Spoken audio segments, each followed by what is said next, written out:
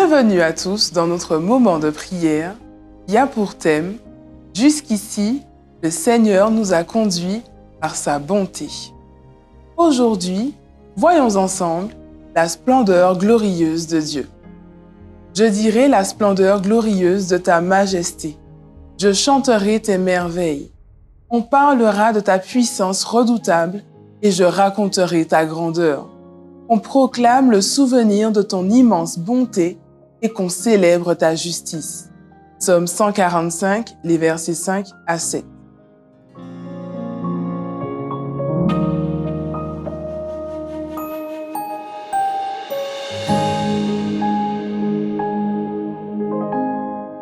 Votre dernière pensée, le soir, et votre première pensée, le matin, devrait être pour celui en qui réside notre espérance de la vie éternelle. Il semble que ce soit à regret que l'on passe quelques instants dans la méditation, l'étude de l'écriture, la prière. Cela paraît du temps perdu. J'aimerais tant que vous puissiez considérer ces choses du point de vue de Dieu, car vous accorderiez alors la priorité à ce qui concerne son royaume. C'est en maintenant le cœur occupé par les choses célestes que l'on acquiert de plus en plus de force et de grâce pour accomplir ses devoirs. De même que l'exercice physique augmente l'appétit et donne force et santé au corps, de même l'exercice spirituel apporte en abondance grâce et vigueur à l'âme.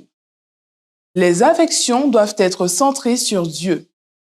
Contemplez sa grandeur, sa miséricorde et ses perfections. Laissez sa bonté, son amour et la perfection de son caractère captiver votre cœur. Conversez sur ses charmes divins et sur les demeures célestes qu'il prépare pour les fidèles. Celui dont la conversation est au ciel est le chrétien le plus profitable à tous ceux qui l'entourent. Ses paroles sont utiles et rafraîchissantes. Elles ont un pouvoir transformateur sur ceux qui les entendent.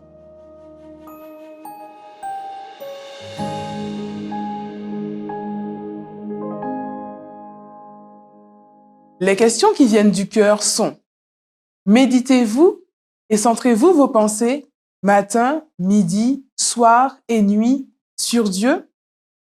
Contemplez-vous sa bonté, sa grandeur, sa miséricorde et son amour? Laissez-vous la perfection du caractère de Dieu captiver votre cœur? Que vos conversations soient célestes et profitables à tous ceux que vous côtoyez.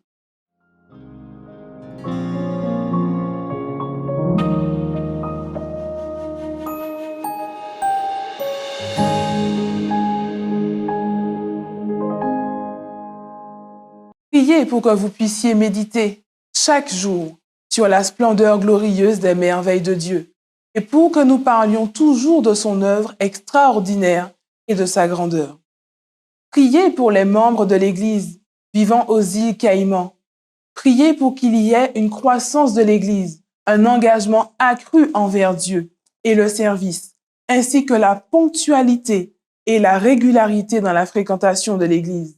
Priez pour les colporteurs évangélistes, les prédicateurs, les enseignants, les ouvriers bibliques et les autres personnes qui ne sont peut-être pas en mesure d'exercer le même ministère en face à face qu'auparavant.